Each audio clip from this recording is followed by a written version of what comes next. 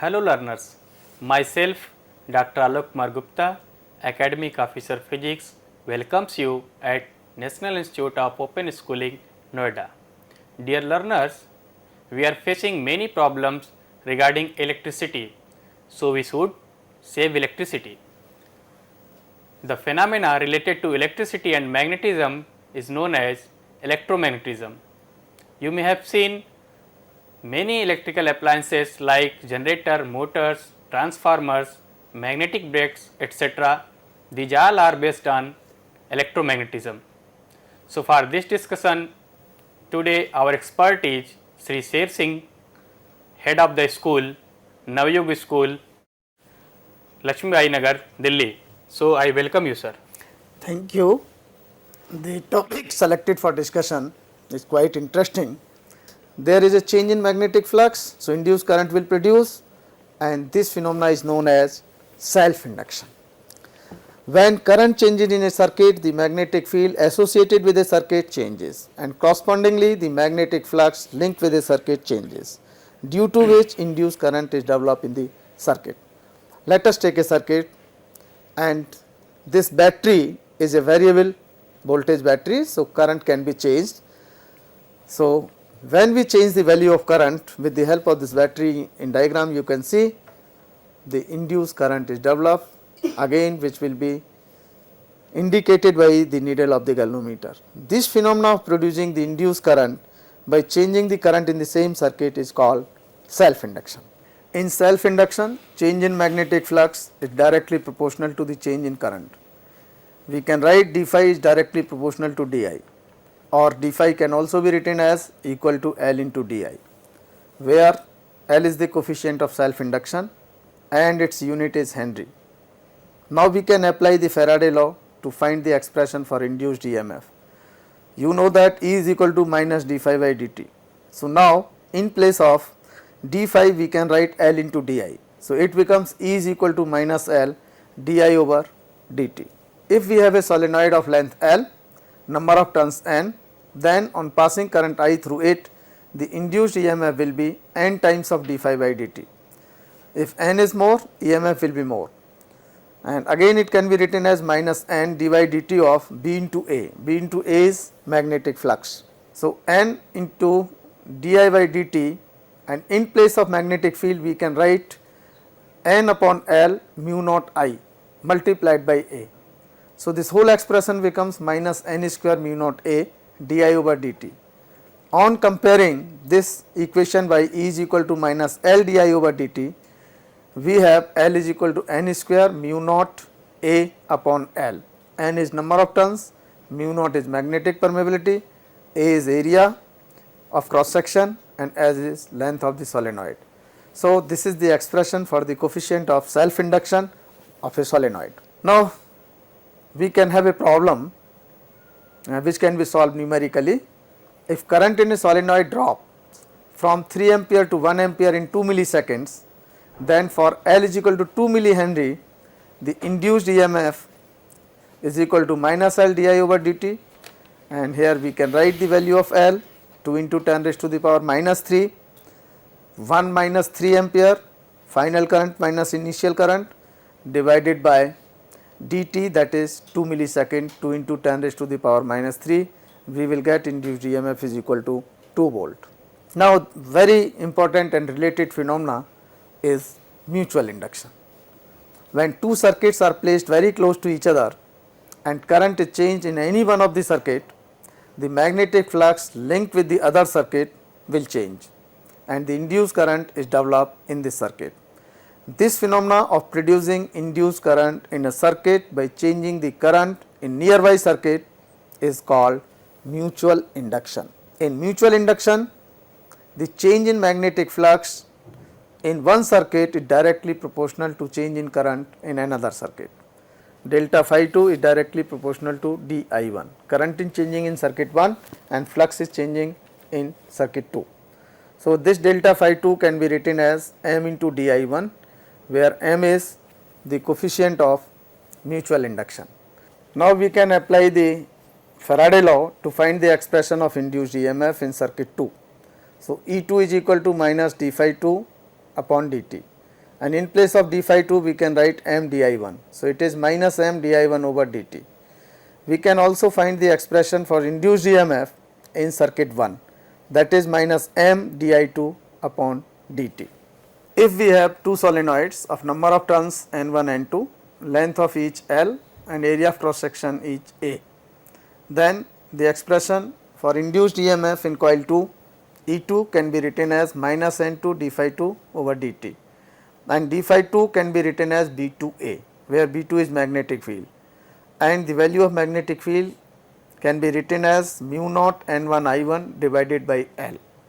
So, the expression of induced EMF becomes minus n1 n2 mu naught upon L multiplied by A di1 over dt, and we know that induced EMF is minus m di over dt. So, m can be written as n1 n2 mu naught A upon L. This is the expression of mutual induction of two solenoids. Squaring this equation, we can write m square is equal to the square of n1 mu naught A upon L and square of n2 mu naught A upon L, and the value of n1 square mu naught A upon L is coefficient of self induction of first coil, and n2 square mu naught A upon L the coefficient of self induction of second coil. So, m is equal to under root L1 into L2 gives the relationship between mutual coefficient of induction and self coefficient of induction, and this equation is applicable only when flux of one is completely linked with the other. Now, other important phenomena related to electromagnetism are eddy current. How mutual induction is used in eddy current? In eddy current inspection, the eddy currents are generated in the test material due to mutual induction. The test probe is basically a coil of wire through which alternating current is passed. Therefore, alternating current means current changes with time. When the probe is connected to an eddy-scope instrument, it is basically represented by circuit 1. The circuit can be any piece of conductive material, and here this is a circuit, there is a coil and probes are connected to the changing current, and here in another coil due to mutual induction current is being produced. It is reverse of the first one. When alternating current is passed through the coil, a magnetic field is generated in and around the coil. When the probe is brought in close proximity to a conductive material such as aluminum, the probe's changing magnetic field generates current flow in the material. The induced current flows in closed loops in planes perpendicular to the magnetic field. It should be noted that if a sample is ferromagnetic, the magnetic flux is concentrated and strengthened despite opposing eddy current effects.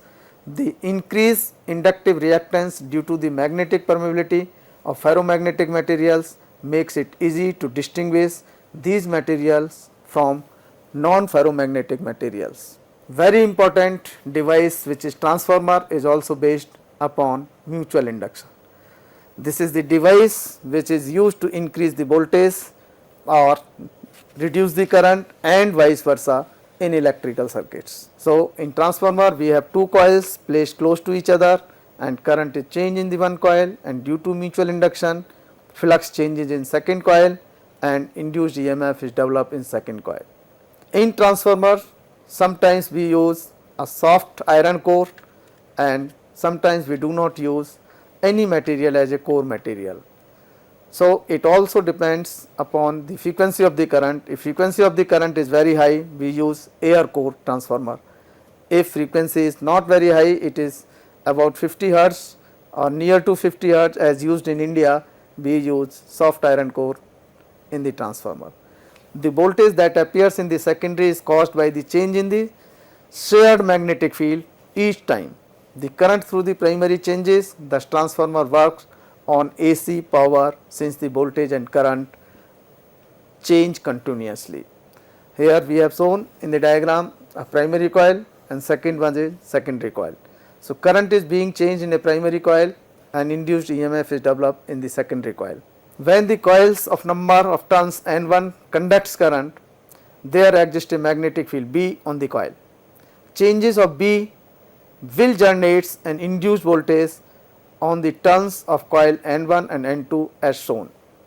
This is the induced EMF, Np is the number of turns in primary, and dV over dt is change in magnetic field. And here area of cross section is kept constant. So, these are two comparable EMFs, and now the ratio of these two EMFs is equal to the ratio of the number of turns. If input voltage at coil of turn Np is Ep and the output voltage will be Vs upon Vp is equal to Ns upon Np, and we can write voltage in secondary is voltage in primary multiplied by ratio of turns secondary to the primary. Thus, the device is capable of increase and decrease conduct voltage just by changing the turn ratio. If number of turns in secondary coil is more, then it will be the step up transformer. If number of turns in primary is more, then it will be the step down transformer.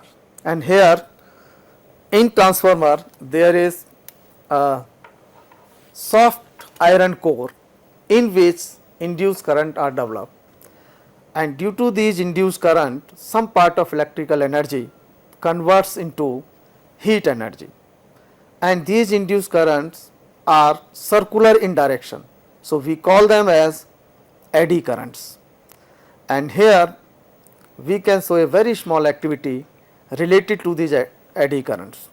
We will have a metallic block of aluminum and we will change the magnetic flux linked with this metallic block of aluminum, and we will see how these eddy currents are produced in this metallic block. Let us have the metallic block, and this is a aluminum pipe. Now, I am dropping these magnets just to have the estimation of time, and they are coming very fast, and these magnets are coming down with the acceleration due to gravity. Now, I am allowing these two magnets to fall down through this magnetic pipe, and let us have the idea of the time compared to previous one. Yes, so I can move my hand from this point to this point, and this is the estimation of time which is larger than the earlier time. Why it is happening? Because this metallic block is placed, and when magnets are passing through it, there is a change in magnetic flux, and due to change in magnetic flux eddy currents are produced, and eddy currents are induced current, and Lane says that this induced current opposes the cause of production. So, cause of production is the motion of the magnet vertically downward. So, these eddy currents opposes this motion vertically downward. That is why the magnet falls with the acceleration less than acceleration due to gravity. So, this is a very common fact of the eddy currents. Sir, one question here. Yes, please. Do have the eddy current any advantage or disadvantage in our daily life?